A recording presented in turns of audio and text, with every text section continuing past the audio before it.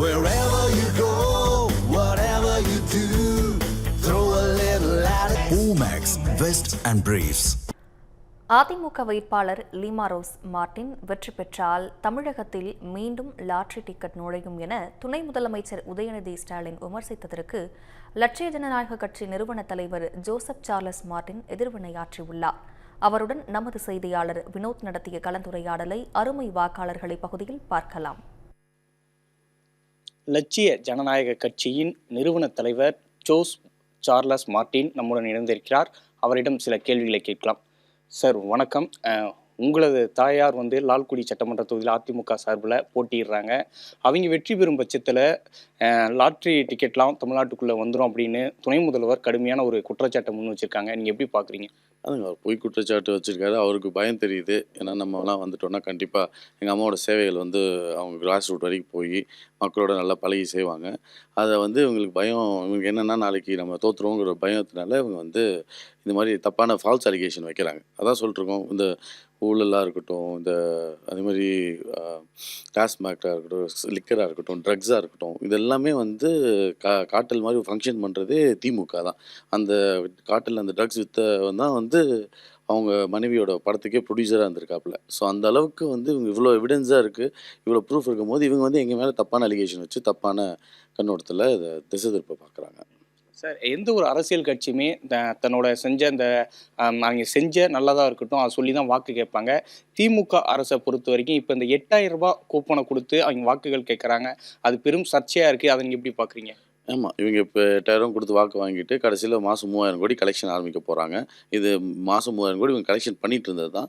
இது குடும்பமே, இவங்க ஒரு ஆள் மட்டும் பண்ண மாட்டாங்க. இந்த குடும்பத்தில் குடும்பத்தில் அனைத்து நபர்களுமே இன்வால்வ் ஆகி தான் இந்த கரப்ஷனில் இன்வால்வ் ஆவாங்க. மாதம் 3,000 கோடி கலெக்ஷன் வந்துட்டுருக்கு. செந்தில் பாலாஜி மட்டுமே மாதம் 1,000 கோடி இந்த ஃபேமிலி மெம்பர்ஸ்க்கு கொடுக்குறாங்கங்கிறது அலிகேஷன்.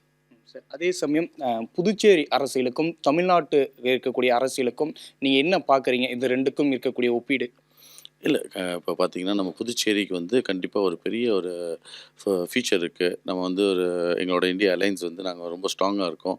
அதே பார்த்திங்கன்னா காங்கிரஸ், டிஎம்கே, விசிகே, கம்யூனிஸ்ட் இவங்க எல்லாமே விசிகே கம்யூனிஸ்ட் அலைன்ஸில் வரல. இவங்க வந்துட்டும் 5 தொகுதியில் திமுக போட்டிடுறாங்க, காங்கிரஸும் போட்டிடுறாங்க. ஸோ இதுலேயே ராகுல் காந்தி தனியாக ஒரே நாள் வர்றாரு. ராகுல் காந்தி தனியாக மேடையில் பேசுகிறாரு, இவர் தனியாக ஒரு மேடை போட்டு இவங்க தனியாக பேசுகிறாங்க. ஸோ இந்த கூட்டணி மக்கள் என்ன நினச்சிட்டாங்கன்னா, இந்த கூட்டணி போட்டு வாக்களித்து வேஸ்ட் பண்ணாமல் நம்ம என்டிஏ கூட்டணிக்கு வாக்களிப்போம். ஏன்னா இவங்க நம்ம ஓட்டு வேஸ்ட் ஆகக்கூடாதுங்கிறத மக்கள் ரொம்ப தெளிவாக இருக்காங்க.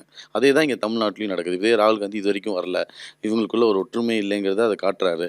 அது போக இவங்களும் ஒரு நம்பிக்கை மக்களுக்கு இன்னும் வரல. இவங்களுக்குள்ள விசிகே பார்த்தீங்கன்னா அவர் இவங்க பண்ண விஷயத்தை சிபிஐ என்கொயரி வேணும்னு வேங்கை வேல் அந்த இஷ்யூக்கு கேட்டிருக்காங்க. ஸோ இந்த மாதிரி இவங்களுக்குள்ளேயே ஏகப்பட்ட பிரச்சனைகள் ஓடிட்டுருக்கு.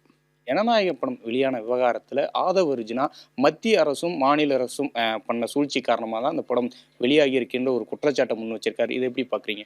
இல்லைங்க, அவர் political strategy voice of common ஒரு கம்பெனி வச்சுருக்காப்புல. இவங்க அவர் பிரசாந்த் கிஷோரோட சிஷ்யன். இவங்க வேலையை எப்படின்னா இவங்களே ஒரு பிரச்சனை கலப்பாங்க, அப்புறம் அதுக்கே குழந்தைக்கு கிள்ளி விடுவாங்க, தொட்டில் ஆட்டு விடுவாங்க. இவங்க ஸ்ட்ராட்டஜி எப்படின்னா நரேட்டிவ் செட் பண்ணுறதுங்கிற பேரில் இவங்களே இவங்களே லான்ச் ஓப்பன் பண்ணி விட்டுட்டு இவங்களே வேற ஒருத்தர் மாதிரி பழிய போடுவாங்க.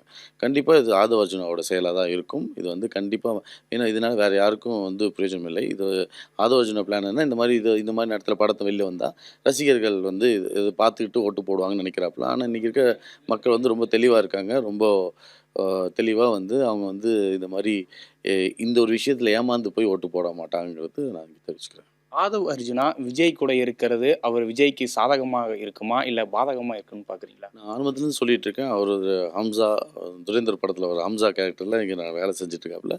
அவர் கண்டிப்பாக பாதகத்தை தான், அவர் கண்டிப்பாக அவர் சிஎம் கடைசி வரைக்கும் சொல்லிவிட்டு கடைசியில் கொண்டு போய் பாதாளத்தை தள்ளி விட்டு இப்போ பாண்டிச்சேரியே ஆகும்னு சொல்லிட்டு இருந்தாங்க. கடைசியில் அவங்களுக்கு ஒரு சீட் வரதே பெரிய விஷயமா இங்கே இருக்குது. அதே நிலவரம் தான் இங்கேயும் இருக்கும். அதே சமயம் புதுச்சேரி மக்களுக்காக பல்வேறு திட்டங்களை கொண்டு வருவன்ட்டு நீங்கள் உங்களோட தேர்தல் வாக்குறுதிகளையும் தெரிவிச்சிருந்தீங்க. அதோட ரெஸ்பான்ஸு இந்த எலெக்ஷன், இந்த ஓட் போலிங் எப்போ எப்படி இருந்தது? ரொம்ப ரொம்ப சர்ப்ரைசிங் ஆச்சு. ஏன்னா மக்கள் திரண்டு வந்தாங்க, ரொம்ப பாசிட்டிவ் இதாக இருந்தாங்க. நானும் ஒரு பூத்துக்காக போய் நானும் இன்ஸ்பெக்ஷன்லாம் பண்ணும்போது மக்களோட இந்த அவங்களோட என்கரேஜ்மெண்ட், அவங்க தேவர் செல்ஃப் மோட்டிவேட்டட், ரொம்ப ஒரு ஆர்வமாக வந்து அவங்களோட ரைட்டு, அது உரிமை, அது போக அவங்களோட கடமைன்னு நினச்சிட்டு வந்து ஓட்டு போட்டாங்க. உண்மையை நிறைய இந்த வாட்டி நிறைய இளைஞர்கள், எஸ்ஏஆர் இல்லை, இப்போ நாங்கள் எல்ஜேகே எங்களோட கட்சி சார்பாக நிறைய இளைஞர்கள், மீனவர்கள், தலித் கிறிஸ்துவ மக்கள்கள், இஸ்லாமிய மக்கள்கள், பொதுவாக எல்லாருமே வந்து ஓவரால் டெவலப்மெண்ட் க்ரோத் நம்ம புதுச்சேரி சிங்கப்பூர் மாறணும் அந்த இதில் நம்பினவங்கலாம் நிறைய பேர் வந்து ஓட்டு போட்டாங்க. அது போக டிவிகேவோட சதவீதமும் இந்த வாட்டி நல்லா இருந்ததுனால இந்த வாட்டி இவ்வளோ தூரம் ஓட்டு வந்திருக்கு.